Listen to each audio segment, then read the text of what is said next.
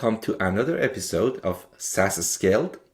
I'm pleased to have Danny with us, a guest. It doesn't happen a lot from Austin, the same city I'm based on. So we didn't know it, but it seems like we are both at the same city and probably in the same city, and we can probably connect afterwards as well. So welcome to the show, Danny. Thank you, Armand. It's great to be part of your show. And please tell us a little bit about yourself, your company, and how you ended up doing what you do today. Yeah, my background was always in tech. I love technology. I was coding games at the age of 8 on the Commodore 64. For any Commodore 64 fans out there, Yeah, and I'm one of them.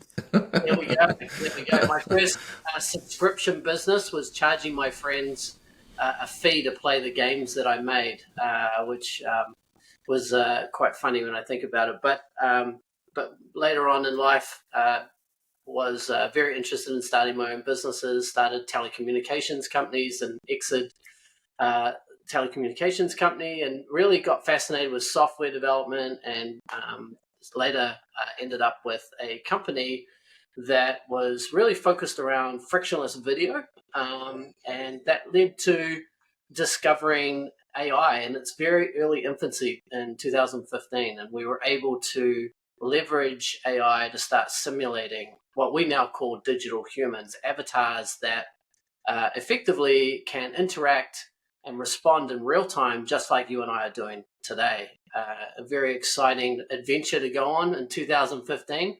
And boy, have we seen AI evolve rapidly since we started that journey, particularly in the 2020s. But that's how we got to what we do. And really, digital humans is something that we build and deliver for companies to either build products with, so they can integrate our technology into what they're building, so they can have a more human experience, whether that be in learning and development, whether that might be in sales, marketing, or customer service. And we also build a product we call the immersive training platform. And this is really focused around creating very high quality simulations that people can practice and role play in, that prepare them for the real world. Yeah, and then you write the company name in a unique way, and the name is unique, of course. But the U is, if I'm correct, the U is uppercase, Q is uppercase, and then there is two E, so unique. How did you end up with choosing that name, and what is the kind of the inspiration behind it? That's a great question. I actually don't get asked that question very often, other than it's a very unique spelling of unique. And everyone can't help but use the word unique when they're talking. And so they go, oh, that's a good pun. But nonetheless, unique came out of actually three things that really influenced why I loved unique. The first thing was that we understood that the reason why humanizing digital experiences was important was because it was a way to connect in a more personal and individual way. We don't want to feel like another number, whether it's customer service or you're looking to buy something. We want to feel like someone values us, they value our business maybe, or they understand our needs, and our individualism is important. We are unique in who we are. Our fingerprints are unique. Everything about us has some level of uniqueness. And I think when you're building experiences, thinking right down to that user level of what makes them unique and how do you make them feel important, or how do you help them in a particular situation for them, that's really, really key to where our brand comes from. The second thing was, you notice the EQ at the end of unique. It was really about emotional intelligence. So there was a lot of technology being developed in language models and intelligent systems, but no one was really thinking about, well, how do we take information and then convert that into a level of emotional intelligence? Just like you and I are doing now, we're determining safety. We're determining, are my answers creating a reaction that is positive? Like, all these things are connected back into the emotional intelligence part. And then lastly, with unique, we also did a lot of work with brands, and so we understood that brands need to be represented in UneeQ's way as well. And so you think about brand ambassadors, and these digital humans can become brand ambassadors. I think this is a big future for AI. We're just seeing the beginning parts of this, but I think brands are going to embody themselves with avatars, digital humans, generative AI representation. And inside that, think of like the Geico Gecko or something, where it becomes the new face and brand ambassador, representing personality of your brand. And so there's a uniqueness to that. So that's the three big influences. Very nice. No, I love it when, the name is well thought and has a history and a story behind it. That just helps. Uh, so, so when you started this company, you have been CEO and founder of the company for 9 years, meaning that from day one you have seen the company growing to this point. Uh, Normally companies go through some kind of stages to get where they are today, right? And being in AI, and AI has been also something that has evolved during last some years, and we have a different AI understanding now based on, this particular technologies that we see in the market today, Gen AI and more pattern matching style of AI versus many other type of AI when you started and including this one. So I just wanted to understand from your perspective, how do you see the stages that you guys have evolved through to get where you are today? For us, it was interesting because the journey first started with this genesis, which is like, wow, okay, we can start to simulate human behaviors beyond something that was what I would say programmatic, meaning Mhm. that, like, if statements, then this, it was more around, probability or decisioning that isn't as sophisticated as what we experience now with, say, generative AI and large language models in particular. But I think it still was a genesis of, okay, this goes beyond some of the very rudimentary basic levels of what we were doing with digital into we can start to actually have conversation.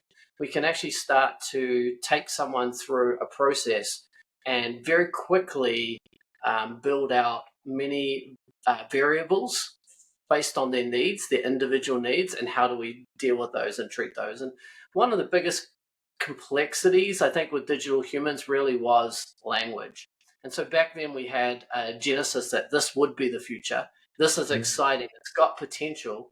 I think what we probably underestimated is how long that language model progression would take from Mhm. 2015, where you've got things like IBM Watson and other technologies in market, really using things like natural language processing and using machine learning to generate, intent-based probabilities and matches, which worked in certain use cases, but still had a lot of limitations. Couldn't context switch, couldn't do things that felt very human, right?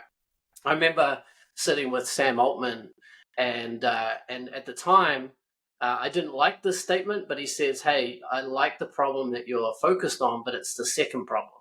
The first problem that really needs to be solved is the language model. Once language is solved, then your problem matters." And at the time, I was like, "Yeah, well, what do you know? We're having success. We're actually, finding use cases." But the reality is, he was 100% right. Once language models became generative and large language models hit the scenes, and in 2021, we were playing with our first large language model. We just were like, our minds were blowing. We were just like, wow, the power of this, what this could potentially be, and look at where we are now, accelerated in such a way in the last few years, where language is very sophisticated in these models.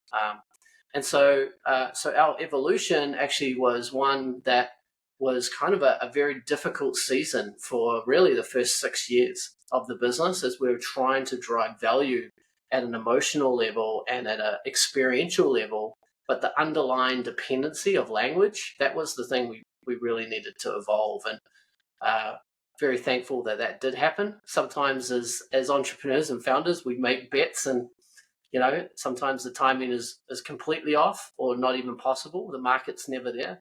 I think for us, it was a case of timing, and the market finally arrived, and the key problems that had to be solved started being solved, and now we have these incredible human-like experiences. Now, I understand that your technology can be utilized across different departments, but which department and which use case is the sweet spot for you guys? I think for us right now, we're seeing an incredible impact in two, three areas. One's very new, but two main areas. The first is in learning and development. The key with digital humans is they can simulate human behavior, personality, and interactions that you might find in the real world, but you never get to practice and role play in a safe place that's accessible. If you're doing it, it's sometimes in sales teams, you do these awkward role plays, and no one really likes that. But the irony is that if we don't do that, then we're actually just practicing on customers. Or if you're a manager, you're practicing on your first performance review with an employee that could go terrible. You might be, customer service and dealing with an escalation or a very upset customer.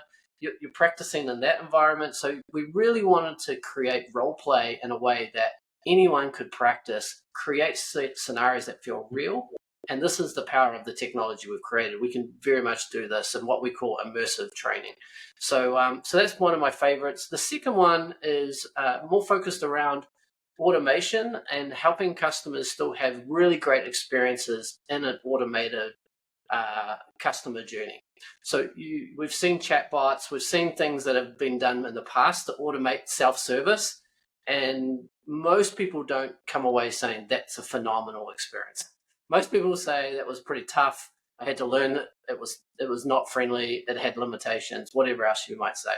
So we really focused on a technology for customers where it still felt like a friendly, human-like experience that is understanding needs and then connecting that back into solving those problems on the back-end automation, and then presenting that back with a friendly face and a helpful nature and a personality that's set to deal with any emotional back and forth as well. So if the customer's getting upset, we validate, we empathize, we actually do things that don't feel completely robotic, which is where historically that technology's been. It's like, you don't really matter that much. We're just going for efficiency.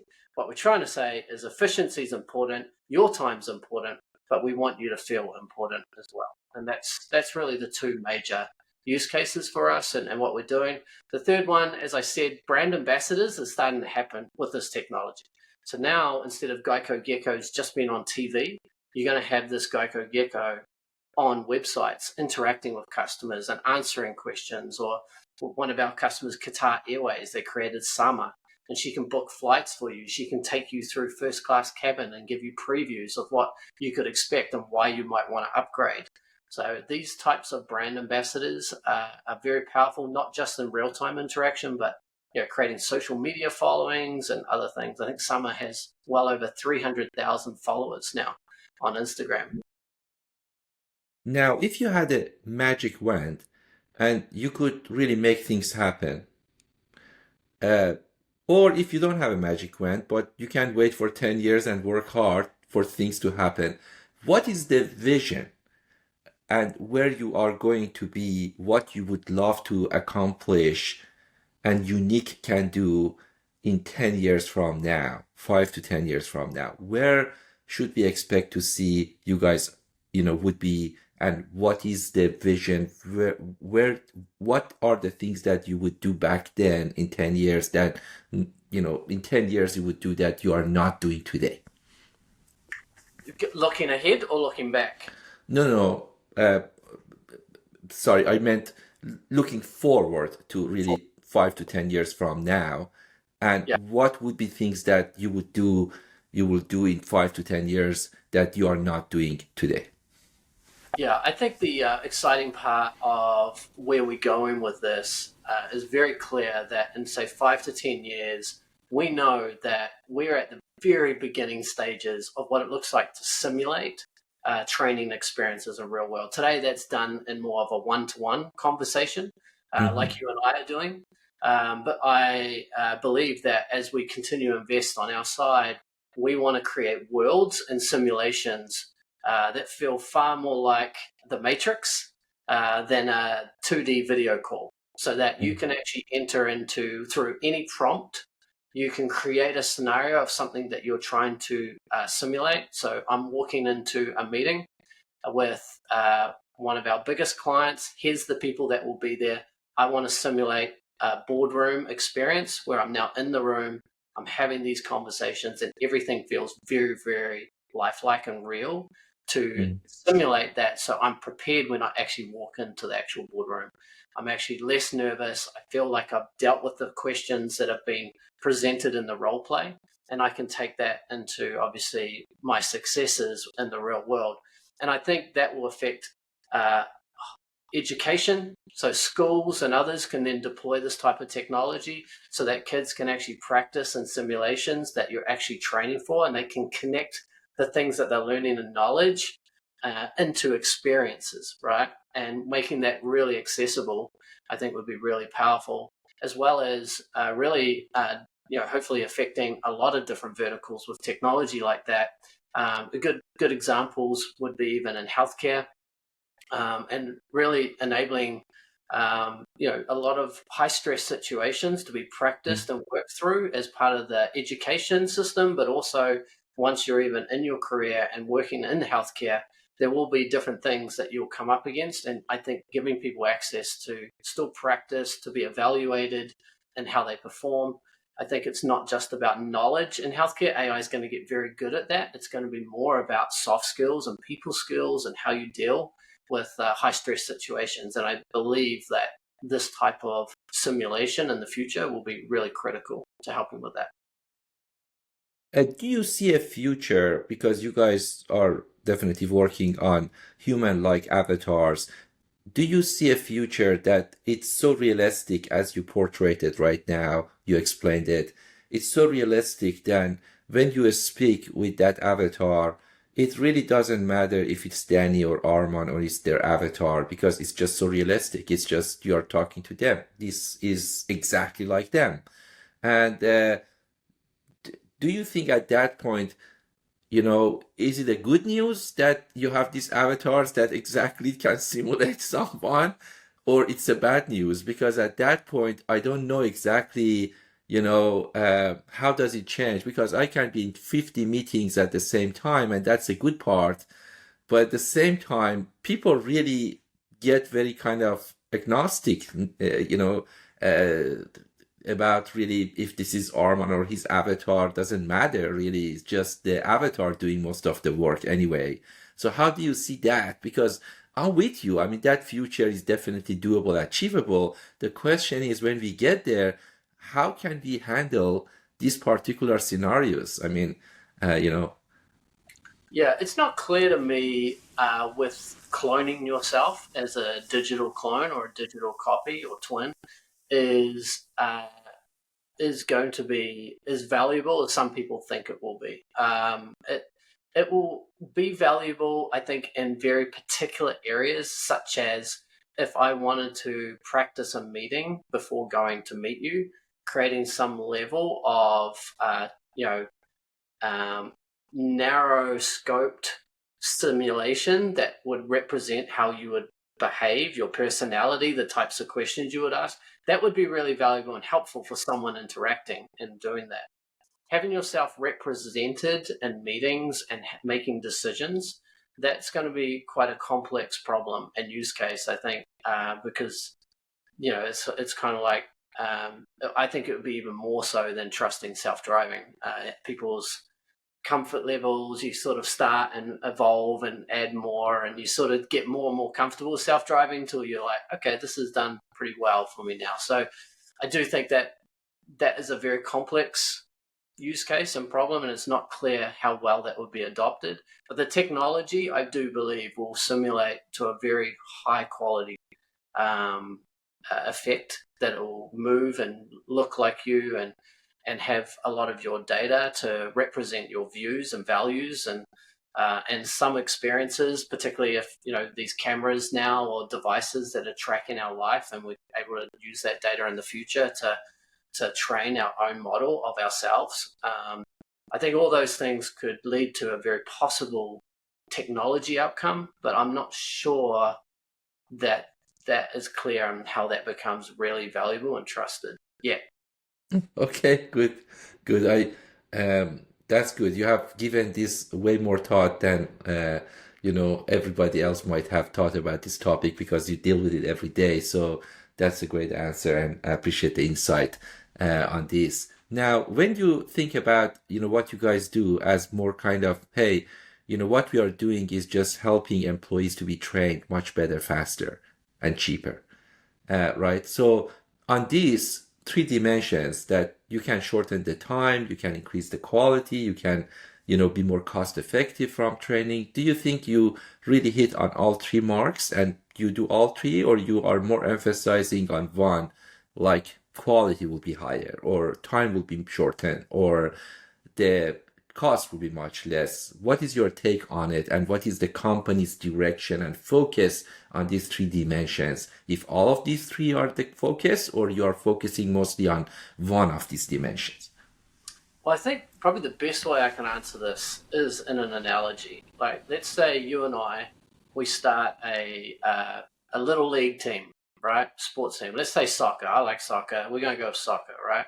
And we sit everyone down, and we basically have them watch a whole lot of videos on how to play soccer.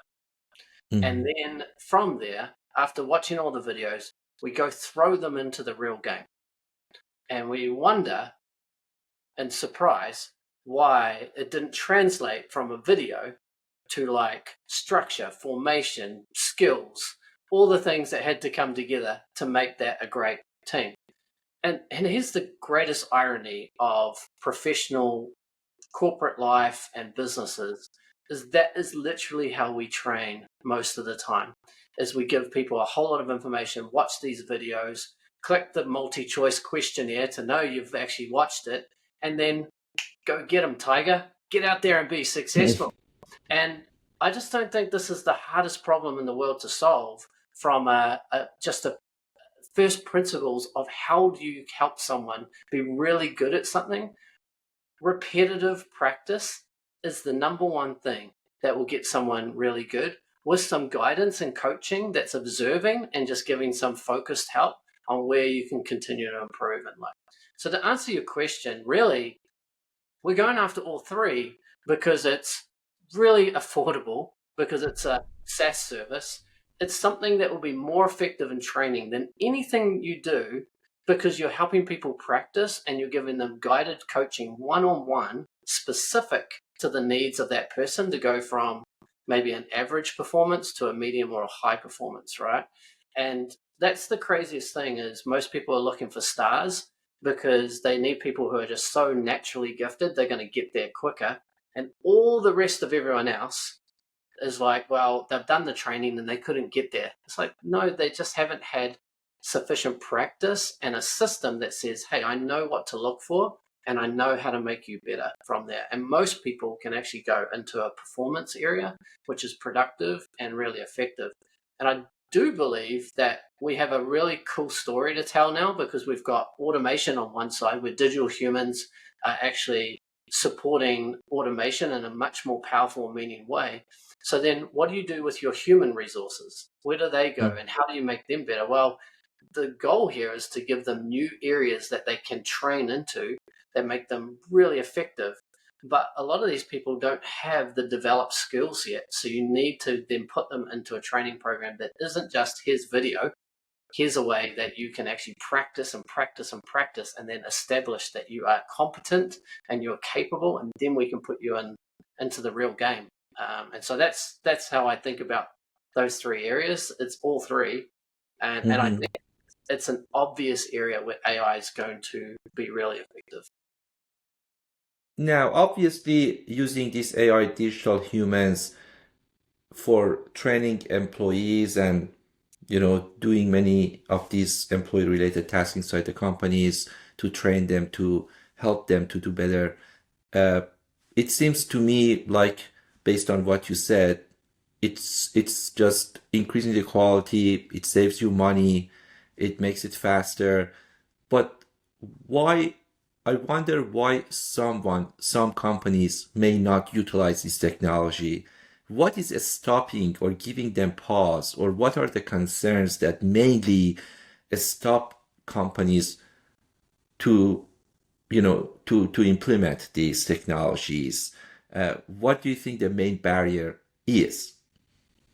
I think one of the biggest challenges that we're observing right now is there is a cautiousness around AI, and will this generate the value that we've been promised? So maybe a skepticism that kind of goes alongside AI right now.